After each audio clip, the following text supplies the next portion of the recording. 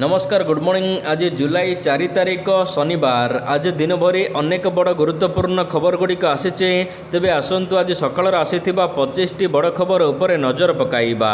Number 1 ओडिशार 381 गाँ को सुनामी अलर्ट।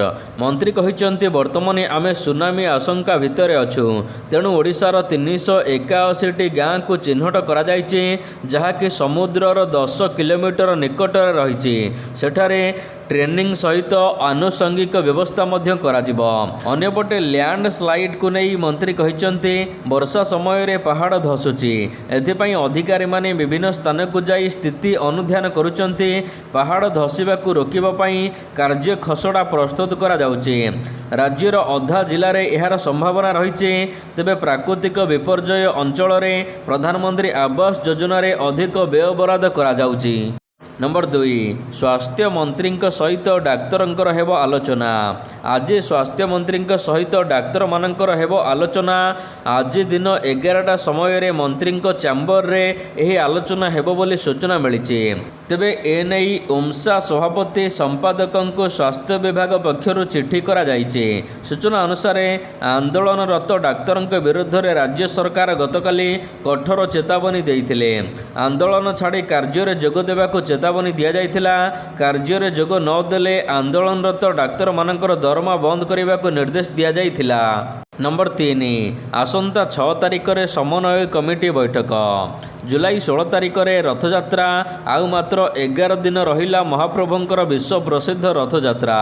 चलित वर्ष रथयात्रा को किभली शांति श्रृंखलार सहित समापन कराजिबो, ए नै श्रीमंदिर प्रशासन पक्षरु समस्त प्रस्तुति चूड़ांत पर्याय रे पहुंचीछि। श्रीमंदिर मुख्य प्रशासक अरविंद पाढ़ी प्रतिक्रिया नहीं कहिसंती रथयात्रा रे एक बड़ कार्य हेउछि रथ निर्माण। तेबे रथयात्रा पाई आसंता 6 तारिख सकाळ 10:15 रे पुरी टाउन हॉल रे मुख्यमंत्री अध्यक्षतार शेष समीक्षा बैठक अनुष्ठित हेबो। नंबर 4 घनीभूत हेला लघुचाप। आसंता 8 तारिख पर्यंत राज्य में वर्षा। ओडिशा पश्चिमबंग उपकूल उपरे थिबा लघुचाप एबे उत्तर पश्चिम बंगोपसागर एवं एहार आखपाख अंचल उपरे रहिछि। यह सहित जड़ित घूर्णिबलय समुद्र पतन ठारू 7.6 किलोमीटर पर्यंत व्यापीचे। एथिपाई ओडिशा रे आसंता 2 दिन मध्य अधिक वर्षा संभावना रही। तेबे यार प्रभाव में 7 तारिख पर्यंत ओडिशा रे अधिकांश जिलागुड़िक वर्षा हेबो। आसंता 7 तारिख पर्यंत समुद्र को मत्स्यजीवी माननकु बारण करा जायछि। यह सहित पारादीप एवं धामरा बंदर रे 3 नंबर विपद संकेत दिया जायछि। नंबर 5 बड़ वर्षा पूर्वर अग्निशम विभागर प्रस्तुति। राज्य में लघुचाप जनित लगाण वर्षा जोगु सृष्टि हेबाकु थिबा जरूरीकालीन परिस्थितिर मुकाबिला करने ओडिशा अग्निशम विभाग संपूर्ण प्रस्तुत रही। एने fire and emergency service DG Sudhanshu Shadangi गणमाध्यम को सूचना देइचंती। राज्यर समस्त अग्निशम केन्द्र को आगुआ सूचना दिया जाइए। 24 घंटा अलर्ट मोड रे रखा जाइए। स्थानीय प्रशासन सहित निरंतर समन्वय रक्षा करी विपन्नक पाखरे तुरंत सहायता पहुंचाइबा को कहा जाइए। बन्या एवं जलबंदी परिस्थितिर मुकाबिला करने को कटक ब्रह्मपुर संबलपुर रे स्वतंत्र उद्धारकारी दल रहिचंती। यह सहित समग्र राज्य में 324टी मोटर चालित बोट मध्य प्रस्तुत रखा जाइछि। नंबर 6 ग्लोबल ग्रीन हब हेबो ओडिशा। जापान संस्था सहित ऐतिहासिक चुक्ति। ग्रीन एनर्जी क्षेत्र में जापान व्यवसायी नेतृवृंद सहित सहभागिता। राज्य में हेबो व्यापक पुंजीनिवेश। एसएमई एवं आईएचआई कॉर्पोरेशन सहित ओडिशा सरकारंकर एमओयू स्वाक्षरित होइछि। पारादीप और गोपाल बंदर रे 3टी प्रकल्प हेबो। तेबे 76,000 कोटी टंकार निवेश हेबो एवं 7,600 नियुक्ति सुजोग सृष्टि हेबो।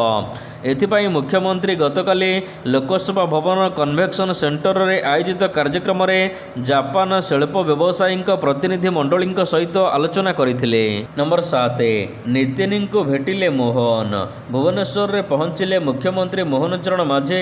दिनिकिया दिल्ली गस्तरे जाइथिले मुख्यमंत्री।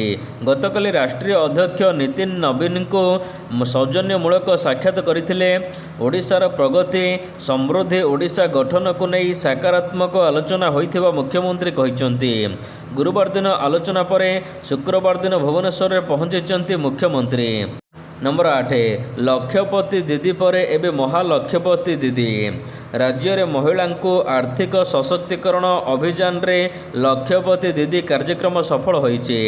ଏହାପରେ ଏବେ ମହାଲକ୍ଷପତି ଦିଦି ଏବଂ କୋଟିପତି ଦିଦି ସୃଷ୍ଟି କରାଯିବାକୁ ଲକ୍ଷ୍ୟ ରଖାଯାଇଛି ବୋଲି ରାଜ୍ୟସ୍ତରୀୟ ମିଶନ ଶକ୍ତି ଦକ୍ଷତା ବିକାଶ ତାଲିମ କାର୍ଯ୍ୟକ୍ରମରେ ଯୋଗଦେଇ ଉପମୁଖ୍ୟମନ୍ତ୍ରୀ ପ୍ରଭାତୀ ପରିଡ଼ା କହିଛନ୍ତି। ଉପମୁଖ୍ୟମନ୍ତ୍ରୀ ନିଜ ମନ୍ତବ୍ୟରେ କହିଛନ୍ତି, ପ୍ରଧାନମନ୍ତ୍ରୀ ନରେନ୍ଦ୍ର ମୋଦିଙ୍କ ଲକ୍ଷପତି ଦିଦି ଅଭିଯାନ ଏବଂ ମୁଖ୍ୟମନ୍ତ୍ରୀ ମୋହନ ଚରଣ ମାଝୀଙ୍କ ନେତୃତ୍ୱରେ ରାଜ୍ୟ ସରକାର ମହିଳାଙ୍କ ଆର୍ଥିକକୁ ସଶକ୍ତିକରଣ କରୁଛନ୍ତି। ନମ୍ବର 9 ଏଣିକି ବିନା ଗ୍ୟାରେଣ୍ଟିରେ ମିଳିବ ଏଜୁକେସନ୍ ଲୋନ୍। ଯଦି ଆପଣ ପାଠପଢ଼ାରେ ଅର୍ଥ ବାଧକ ସାଜୁଛି ତେବେ ଆପଣମାନଙ୍କୁ ଆଉ ଅର୍ଥର ବାଧକ ସମ୍ମୁଖୀନ ହେବାକୁ ପଡ଼ିବ ନାହିଁ। ଆପଣଙ୍କ ପାଇଁ ଏକ ବଡ଼ ଆଶ୍ୱସ୍ତିକର ଖବର ଆସିଛି। କେନ୍ଦ୍ର ସରକାରଙ୍କ ତରଫରୁ ଏଭଳି ମେଧାବୀ ଛାତ୍ରଛାତ୍ରୀଙ୍କ ସହାୟତା ପାଇଁ PM ବିଦ୍ୟାଲକ୍ଷ୍ମୀ ଯୋଜନା ଆରମ୍ଭ କରାଯାଇଛି। ଏହି ଯୋଜନା ଅଧୀନରେ ଯୋଗ୍ୟ ଛାତ୍ରଛାତ୍ରୀମାନଙ୍କୁ କୌଣସି ଗ୍ୟାରେଣ୍ଟି କିମ୍ବା ସମ୍ପତ୍ତି ବନ୍ଧକ ବିନା ଉଚ୍ଚଶିକ୍ଷା ପାଇଁ ଏଜୁକେସନ୍ ଲୋନ୍ ଦିଆଯିବ। 7,50,000 ଟଙ୍କା ପର୍ଯ୍ୟନ୍ତ ଏଜୁକେସନ୍ ଲୋନ୍ ଉପରେ ଭାରତ ସରକାର 75% ପର୍ଯ୍ୟନ୍ତ କ୍ରେଡିଟ୍ ଗ୍ୟାରେଣ୍ଟି ଦେଇଥାନ୍ତି, ଯାହାଫଳରେ ବ୍ୟାଙ୍କଗୁଡ଼ିକ ସହଜରେ ଲୋନ୍ ଦେବାରେ କୌଣସି ଅସୁବିଧା ହୁଏ ନାହିଁ।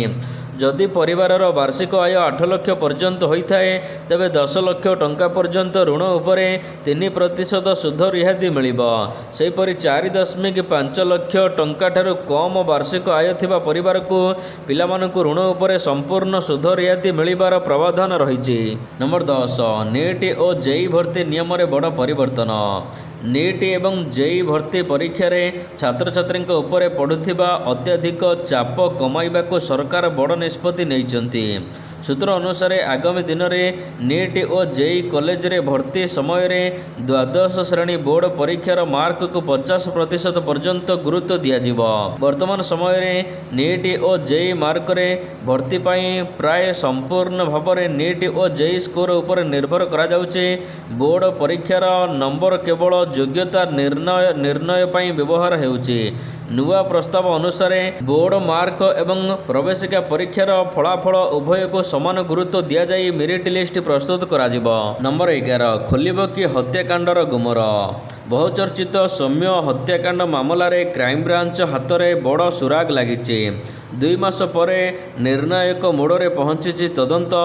ସୌମ୍ୟଙ୍କ ବନ୍ଧୁ ଓମ୍ ପ୍ରକାଶ ରାଉତଙ୍କର ହୋଇଛି ଲାଇଭ୍ ଡିଟେକ୍ସନ୍ ଟେଷ୍ଟ ବା ମିଛ ଧରା ପରୀକ୍ଷା। ରାଜ୍ୟ ଫରେନ୍ସିକ୍ ସାଇନ୍ସ ଲାବୋରେଟୋରୀରେ କଡ଼ା ସୁରକ୍ଷା ମାଧ୍ୟମରେ ଓମ୍ଙ୍କୁ ସାମ୍ନା କରିବାକୁ ପଡ଼ିଛି ବିଶେଷଜ୍ଞମାନଙ୍କର ପ୍ରଶ୍ନବାଣ। ଓମ୍ଙ୍କ ପରୀକ୍ଷା ପରେ ହତ୍ୟାକାଣ୍ଡର ଅସଲ ରହସ୍ୟ ଖୋଲିବ ବୋଲି ଆଶା କରାଯାଉଛି। ନମ୍ବର 12 ସ୍କୁଲ ପାଖରେ ବିକ୍ରି ହେବ ନାହିଁ କୌଣସି ପ୍ରକାର ଷ୍ଟ୍ରିଙ୍ଗ ଏନର୍ଜି ଡ୍ରିଙ୍କ। ସରକାରୀ ସ୍କୁଲ ପାଖରେ ବିକ୍ରି ହୋଇପାରିବନି ଷ୍ଟ୍ରିଙ୍ଗ ଏନର୍ଜି ଡ୍ରିଙ୍କ। ସ୍କୁଲଠାରୁ 500 ମିଟର ମାଧ୍ୟମରେ ଏନର୍ଜି ଡ୍ରିଙ୍କ ବିକ୍ରି ଉପରେ ପ୍ରତିବନ୍ଧକ ଲାଗିଛି। ମହାରାଷ୍ଟ୍ର ସରକାର ଏନେଇ ନିଷ୍ପତ୍ତି ନେଇଛନ୍ତି। ନମ୍ବର 13 ବରଯାତ୍ରୀଙ୍କ ଉପରେ ବଜ୍ରପାତ। ଖୁସିରେ ବାହାରିଥିଲେ ବାଜା ସହିତ ନାଚିଥାନ୍ତେ ନାଚ, କିନ୍ତୁ ଖୁସି ମାହୋଲରେ ଘଟିଲା ମୃତ୍ୟୁର ଅକାଳ ଅନ୍ଧାର। କନିଆ ଘରେ ଗାଁରେ ପହଞ୍ଚୁ ପହଞ୍ଚୁ ବରଯାତ୍ରୀଙ୍କ ଉପରେ ହେଲା ବଜ୍ରପାତ। ଏଥିରେ ଜଣଙ୍କର ମୃତ୍ୟୁ ହୋଇଥିବା ବେଳେ 2 ଜଣ ଗୁରୁତର ହୋଇ ହସ୍ପିଟାଲରେ ଭର୍ତ୍ତି ହୋଇଛନ୍ତି। ସୂଚନା ଅନୁସାରେ ଢେଙ୍କାନାଳ ସଦର ଅନ୍ତର୍ଗତ ଝାମ୍ପୁଡ଼ିଆ ଗାଁର ରଞ୍ଜା ଗାଁକୁ ଯାଉଥିଲା ବରଯାତ୍ରୀ। ତେବେ ବରଯାତ୍ରୀ ଗାଁରେ ପହଞ୍ଚିବା ବେଳକୁ ବର୍ଷା ସହିତ ବଜ୍ରପାତ ହୋଇଥିଲା। ଏହି ବଜ୍ରପାତରେ 3 ଜଣ ଗୁରୁତର ଅବସ୍ଥାରେ ଢେଙ୍କାନାଳ ଜିଲ୍ଲା ମୁଖ୍ୟ ଚିକିତ୍ସାଳୟରେ ଭର୍ତ୍ତି ହୋଇଛନ୍ତି। ଜଣଙ୍କର ସେଠାରେ ମୃତ୍ୟୁ ହୋଇଛି। ନମ୍ବର 14 ରାସନ ଚାଉଳକୁ ନେଇ ଆସିଲା ବଡ଼ ଖବର। ରାଜ୍ୟରେ ଅଧିକ ସ୍ୱଚ୍ଛ ଏବଂ ପାରଦର୍ଶୀ ବଣ୍ଟନ ବ୍ୟବସ୍ଥା ପାଇଁ 97%ରୁ ଅଧିକ EKYC ସରିଛି ରାସନ କାର୍ଡରେ। ଏହା ସହିତ 9.29 ଲକ୍ଷ ଅଯୋଗ୍ୟ ଏବଂ ନକଲି ହିତାଧିକାରୀମାନଙ୍କୁ ଚିହ୍ନଟ କରାଯାଇଛି। 9.29 ଲକ୍ଷ। PDSରେ ଅନିୟମିତତାକୁ ରୋକି 490 କୋଟି ସଞ୍ଚୟ କରାଯାଇଛି। ଖାଦ୍ୟ ସୁରକ୍ଷା ଯୋଜନାରେ 11 ଲକ୍ଷ ନୂତନ ହିତାଧିକାରୀମାନଙ୍କୁ ସାମିଲ କରାଯାଇଛି। ଏବେ ରାଜ୍ୟରେ ଆହୁରି 11 ଲକ୍ଷ ନୂତନ ହିତାଧିକାରୀମାନେ ରାସନ କାର୍ଡ଼ ପାଇବେ। ନମ୍ବର 15 ବରଗଡ଼ ଜିଲ୍ଲାରେ ଜଳ ପ୍ରକଳ୍ପ ପାଇଁ 159.36 କୋଟିର ପ୍ରକଳ୍ପ ଘୋଷଣା। ବରଗଡ଼ ପାଇଁ ବଡ଼ ଜଳ ପ୍ରକଳ୍ପ ଓଙ୍ଗ ନଦୀର ଇନଷ୍ଟ୍ରିମ୍ ଷ୍ଟୋରେଜକୁ କ୍ୟାବିନେଟ୍ ମଞ୍ଜୁରୀ ମିଳିଛି। ଗାଇସିଲଟ ଓ ପଦ୍ମପୁର ବ୍ଲକର 41ଟି ଗାଁକୁ ଏଣିକି ମିଳିବ ପାଣି। ଜଳ ସଂରକ୍ଷଣ ଓ ପାନୀୟ ଜଳ ଯୋଗାଣକୁ ସୁଦୃଢ଼ କରୁଛନ୍ତି ରାଜ୍ୟ ସରକାର। ଏଥିପାଇଁ ବରଗଡ଼ ଜିଲ୍ଲାରେ 168.36 କୋଟିର ପ୍ରକଳ୍ପ ଘୋଷଣା ହୋଇଛି। ନମ୍ବର 16 ଚୁଙ୍ଗୁଡ଼ି ଚାଷ ପାଇଁ ରାଜ୍ୟ ସରକାରଙ୍କର ବଡ଼ ଘୋଷଣା। 25,000 ହେକ୍ଟର ଚୁଙ୍ଗୁଡ଼ି ଚାଷ ଅଞ୍ଚଳ ବୃଦ୍ଧି ସହିତ 9 ଲକ୍ଷ ମେଟ୍ରିକ୍ ଟନ୍ ଚୁଙ୍ଗୁଡ଼ି ଉତ୍ପାଦନ ଲକ୍ଷ୍ୟ ରଖାଯାଇଛି ରାଜ୍ୟ ସରକାରଙ୍କର। ବାର୍ଷିକ ସାମୁଦ୍ରିକ ଖାଦ୍ୟ ରପ୍ତାନି 15,000 କୋଟି ଟଙ୍କାକୁ ବୃଦ୍ଧି ହୋଇଛି। 2.5 ଲକ୍ଷ ନୂତନ ଜୀବିକା ସୃଷ୍ଟି ହେବ ବୋଲି ରାଜ୍ୟ ସରକାର କହିଛନ୍ତି। ଚୁଙ୍ଗୁଡ଼ି ଚାଷକୁ ଅଧିକ ସଶକ୍ତ କରିବାକୁ ରାଜ୍ୟ ସରକାର ରାଜ୍ୟ କ୍ୟାବିନେଟ୍ରେ ନିଷ୍ପତ୍ତି ନେଇଛନ୍ତି। ନମ୍ବର 5 ଜୁଲାଇ 5ରେ ଚିଠା ଭୋଟର ତାଲିକା। ଓଡ଼ିଶାରେ ଭୋଟର ତାଲିକାର ସ୍ୱତନ୍ତ୍ର ସଂଘନ ସଂଶୋଧନ ପ୍ରକ୍ରିୟାକୁ ସୁଚାରୁ ରୂପେ ପରିଚାଳନା କରିବାକୁ ଭାରତୀୟ ନିର୍ବାଚନ କମିଶନଙ୍କ ଦ୍ୱାରା ଓଡ଼ିଶାର 10 ଜଣ ବିଶିଷ୍ଟ IAS ଅଧିକାରୀଙ୍କୁ ଭୋଟର ତାଲିକା ସର୍ବେକ୍ଷଣ ଭାବରେ ନିଯୁକ୍ତି କରାଯାଇଛି। ଏହି ସଂଶୋଧନ ପ୍ରକ୍ରିୟା ପାଇଁ 1/7/2026କୁ ଯୋଗ୍ୟତା ତାରିଖ ଭାବରେ ଧାର୍ଯ୍ୟ କରାଯାଇଛି। ନମ୍ବର 18 2 ପୂର୍ବତନ PO ଗିରଫ। ପୁରୀ ଜିଲ୍ଲାରେ ମଧୁବାବୁ ପେନ୍ସନ୍ ଟଙ୍କା ଲୁଟ୍ ଘଟଣାରେ 2 ପୂର୍ବତନ PEOଙ୍କୁ ଗିରଫ କରିଛି ଭିଜିଲାନ୍ସ। ତେବେ ଏହି 2 PO ହେଉଛନ୍ତି ସାହୁପଡ଼ା ପଞ୍ଚାୟତର ପୂର୍ବତନ ଟୁନା ପ୍ରଧାନ ଗିରଫ ହୋଇଛି। ଉଭୟଙ୍କ ନାଁରେ 30,78,000 ଟଙ୍କା ପେନ୍ସନ୍ ହଡ଼ପ ଅଭିଯୋଗ ହୋଇଛି।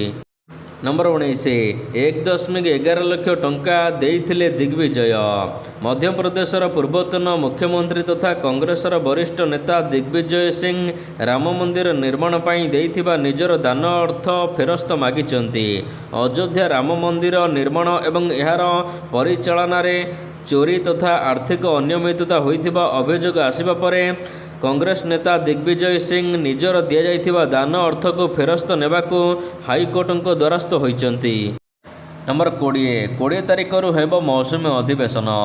ସଂସଦର ଆଗାମୀ ମୌସୁମୀ ଅଧିବେଶନ ଉପରେ ସମସ୍ତଙ୍କର ନଜର ରହିଛି। ଜୁଲାଇ 20ରୁ ଅଗଷ୍ଟ 13 ପର୍ଯ୍ୟନ୍ତ ଚାଲିବାକୁ ଥିବା ଅଧିବେଶନରେ ସୀମା ପୁନର୍ନିର୍ଦ୍ଧାରଣ ଏବଂ ମହିଳା ସଂରକ୍ଷଣ ବିଲ୍ ଉପରେ ରହିବ ଅଧିକ ଗୁରୁତ୍ୱ। ନମ୍ବର 21 ଆସନ୍ତା ସପ୍ତାହରେ ପ୍ରଧାନମନ୍ତ୍ରୀଙ୍କ ନ୍ୟୁଜିଲାଣ୍ଡ ଗସ୍ତ। ଆସନ୍ତା ସପ୍ତାହରେ ପ୍ରଧାନମନ୍ତ୍ରୀ ନରେନ୍ଦ୍ର ମୋଦି ନ୍ୟୁଜିଲାଣ୍ଡ ଗସ୍ତରେ ଯିବେ। ଶୁକ୍ରବାର ଦିନ ଜୁଲାଇ 3, 2026 ନ୍ୟୁଜିଲାଣ୍ଡର ପ୍ରଧାନମନ୍ତ୍ରୀ କ୍ରିଷ୍ଟୋଫର ଲକ୍ସନ୍ ଏନେଇ ସୂଚନା ପ୍ରଦାନ କରିଛନ୍ତି। ପ୍ରଧାନମନ୍ତ୍ରୀ ମୋଦିଙ୍କର ଏହା ପ୍ରଥମ ସରକାରୀ ନ୍ୟୁଜିଲାଣ୍ଡ ଗସ୍ତ ହେବ। ଗତ 40 ବର୍ଷ ମଧ୍ୟରେ କୌଣସି ଭାରତୀୟ ପ୍ରଧାନମନ୍ତ୍ରୀ ନ୍ୟୁଜିଲାଣ୍ଡ ଯାଇନଥିବା ଏହି ଗସ୍ତକୁ ବେଶ୍ ଗୁରୁତ୍ୱପୂର୍ଣ୍ଣ ବୋଲି କୁହାଯାଉଛି। ନମ୍ବର 22 ବିଶ୍ୱର ସବୁଠାରୁ ବଡ଼ ଅନ୍ତିମ ସଂସ୍କାର ହେବ। ଇରାନର ପୂର୍ବତନ ସର୍ବୋଚ୍ଚ ନେତା ଆୟତୁଲ୍ଲା ଅଲି ଖମନେଇଙ୍କ ଅନ୍ତିମ ସଂସ୍କାର ପାଇଁ ଇରାନରେ ବ୍ୟାପକ ପ୍ରସ୍ତୁତି ଚାଲିଛି। ଫେବୃଆରୀ 28 ତାରିଖରେ ଆମେରିକା ଇସ୍ରାଏଲ ଆକ୍ରମଣରେ ପ୍ରାଣ ହରାଇଥିବା ଖମନେଇଙ୍କର ଏକ ବିଶାଳ ଶୋଭାଯାତ୍ରା ସହିତ ଅନ୍ତିମ ସଂସ୍କାର କରାଯିବ। ଶୁକ୍ରବାରଠାରୁ ଆରମ୍ଭ ହୋଇଥିବା ଏହି କାର୍ଯ୍ୟକ୍ରମରେ ଅନେକ ବିଦେଶୀ ଅତିଥି କୋଟି କୋଟି ସଂଖ୍ୟାରେ ଲୋକମାନେ ସାମିଲ ହେବେ ବୋଲି ଆଶା କରାଯାଉଛି। ତେବେ ମୃତ୍ୟୁର 4 ମାସ ପରେ ଆୟତୁଲ୍ଲା ଅଲି ଖମନେଇଙ୍କୁ ବିଦାୟ ଦିଆଯିବ। କବର ଦିଆଯିବ। 3000 କିଲୋମିଟର ଲମ୍ବା ହେବ ଶୋଭାଯାତ୍ରା। ନମ୍ବର 23 ଯଦି ଆମେରିକା ଜିତିବ ବିଶ୍ୱକପ ତେବେ ଚନ୍ଦ୍ରପୃଷ୍ଠରେ ଖେଳାଯିବ ଫୁଟବଲ। ଚନ୍ଦ୍ରରେ ଖେଳାଯିବ ଫୁଟବଲ। ଆପଣଙ୍କୁ ବି ଏହି କଥାଟା ଆଶ୍ଚର୍ଯ୍ୟ ଲାଗୁଥିବ, କାରଣ ଏମିତି କିଛି ଘୋଷଣା କରି ଏବେ ଚର୍ଚ୍ଚା ସୃଷ୍ଟି କରିଛି ଆମେରିକା। 2026 ଫିଫା ବିଶ୍ୱକପକୁ ନେଇ ଏବେ ସାରା ବିଶ୍ୱରେ ଉତ୍ସାହ ବଢ଼ିଛି। କିନ୍ତୁ ଏଥର ଆମେରିକା ଫୁଟବଲ ଦଳ ପାଇଁ ଏମିତି ଏକ ପୁରସ୍କାର ଅପେକ୍ଷା କରିଛି ଯାହା କଳ୍ପନା ବାହାରେ। ଆମେରିକୀୟ ମହାକାଶ ଗବେଷଣା ସଂସ୍ଥା ନାସା ତରଫରୁ କୁହାଯାଇଛି, ଯଦି ଆମେରିକା ଫିଫା ବିଶ୍ୱକପ 2026 ଜିତେ ତେବେ ନାସା ଐତିହାସିକ ବିଜୟକୁ ସ୍ମରଣୀୟ କରିବାକୁ ଏକ ଫୁଟବଲକୁ ଚନ୍ଦ୍ରପୃଷ୍ଠକୁ ପଠାଇବ। नंबर 24 आज द्वितीय दिनिकिया आयरलैंड ठारू 0-2 T20 श्रृंखला हारिबा परे भारतीय क्रिकेट दल एबे इंग्लैंड गस्तरे अच्छे। इंग्लैंड विपक्ष 5 मैच विशिष्ट T20 श्रृंखलार प्रथम मैच अधारू बातिल होइथिला। आज खेला द्वितीय मैच